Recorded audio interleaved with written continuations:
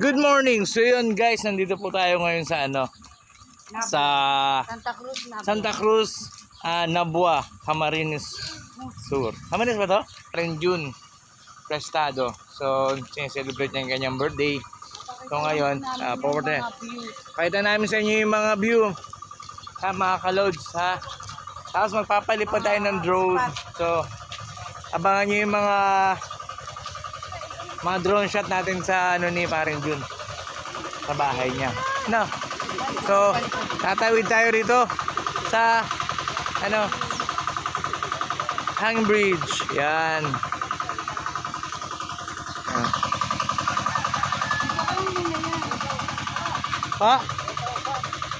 So yun guys, sabi ng local dito, itinayo daw yung bridge na yan is year 2000 na hindi exact yung kanyang date saka yung buwan.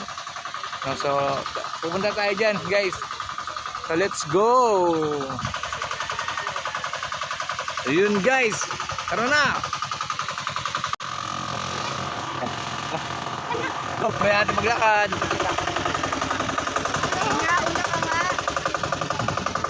Ang sarap guys. Ingat lang, baka malaglag ating drone. Okay guys, ito yung sila sa likod. Dito tayo sa hanging bridge. Yun kay kasarap din Yan nauga sarap po. Yeah, sarap.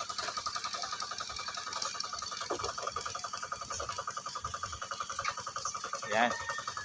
Ayan na tayo sa kanto mga adventure guys. Ayun. Yan sila. Tingnan natin sila. Go!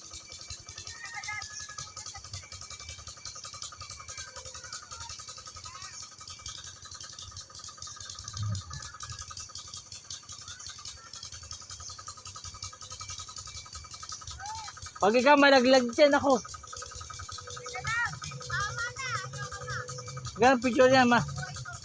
Tama hindi mo kaya malaglag yan. Diba guys?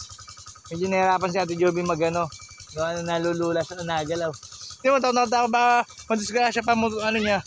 Cellphone niya sa akin lang yung niya doon.